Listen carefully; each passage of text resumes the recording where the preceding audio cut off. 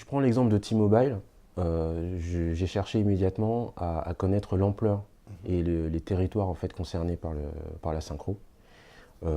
L'image en fait, de Jennifer Page dans la synchro, bon, elle n'était pas présente, mais comment la chanson est utilisée. Est-ce que c'est valorisant ou pas?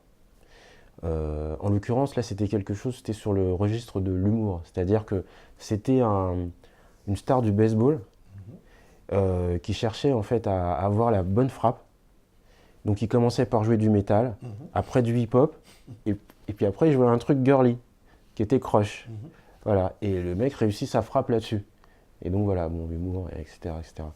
Donc du coup, ça permet de voir un peu comment exploiter, en fait, je dirais, les dérivés, les retombées de la synchro.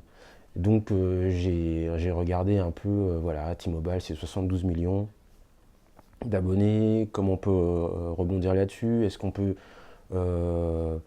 s'arranger pour que le président de T-Mobile s'intéresse à Jennifer Page. T-Mobile est aussi en Allemagne, Jennifer a bien pété en Allemagne récemment, est-ce qu'on peut faire des choses, est-ce qu'il y a des goodies qui sont vendus sur le store T-Mobile, est-ce que T-Mobile travaille avec des célébrités, etc., etc. En fait, il y a cette volonté très anglo-saxonne de rebondir tout le temps et de tout le temps ajouter de la valeur, en fait. Oui, oui, oui. En fait, c'est dans la dynamique de création de valeur.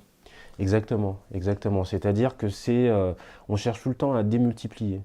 Je vais te prendre un exemple. À un moment,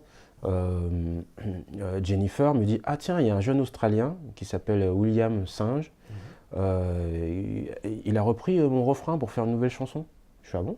Ouais, ouais. Donc on écoute et tout. Je fais: qu'est-ce qu'on fait? On le rentre dedans ou pas? Elle fait: oh, je sais pas, j'aime bien. Je fais: ah, ok, bon. Et puis je regarde cet artiste et je me rends compte en fait qu'il fait une tournée américaine. Il fait Los Angeles, Nashville. Et, et je voyais en fait que les fans commençaient à se friter entre les fans de Jennifer Page et les fans de cet artiste en disant: oui, t'as piqué la chanson, etc.